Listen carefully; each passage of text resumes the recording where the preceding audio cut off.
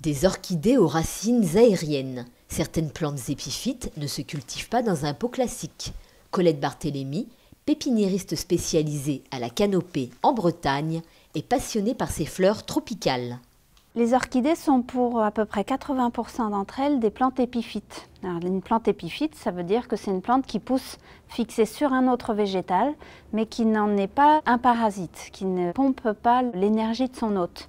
Il peut y avoir des orchidées qui ont des feuilles érigées, donc qui se dressent vers le haut, mais dont les tiges florales pendent et sortent sous la plante. C'est vraiment caractéristique, par exemple, des Stanopea, qui sont des orchidées américaines et qui poussent avec une tige florale qui descend franchement vers le bas et qui s'ouvre sous la plante, ce qui nécessite évidemment de la suspendre. On peut aussi remarquer ça dans le genre Dracula, qui est un genre américain aussi. Et là, les Dracula, c'est quasi systématiquement des plantes qu'on cultive dans des paniers ajourés. Alors ajourés, ça veut dire qu'il y a plein de trous sur les côtés.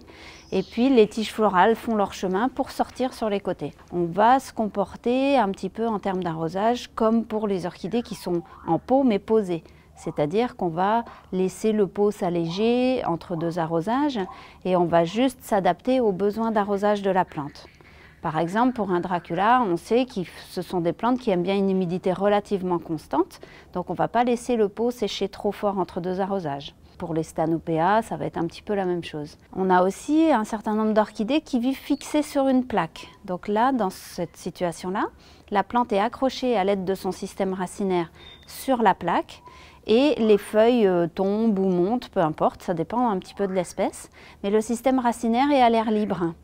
C'est pour ça qu'on préconise, dans le cadre de la culture des plantes sur plaque, de vaporiser tous les matins, de manière à bien réhydrater le système racinaire.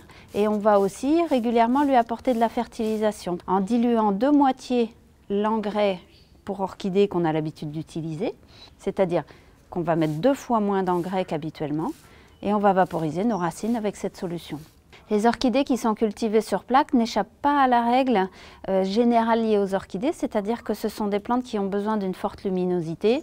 Par conséquent, il faudra absolument penser à mettre vos orchidées sur plaque dans un petit espace bien clair et pouvoir les positionner d'une manière pratique pour vous. Si vous avez besoin d'arroser tous les matins, de vaporiser tous les matins et qu'en dessous vous avez un revêtement qui est trop fragile, vous allez vous rendre compte que c'est compliqué. Une solution relativement facile, c'est de prendre un bocal ou un petit aquarium vidé de ses habitants et de mettre vos orchidées sur plaque à l'intérieur. Comme ça, l'eau que vous vaporisez coule au fond, ça n'embête personne et ça génère une humidité propice au développement de vos plantes. Les vandas font partie des orchidées épiphytes qui exigent une attention quotidienne.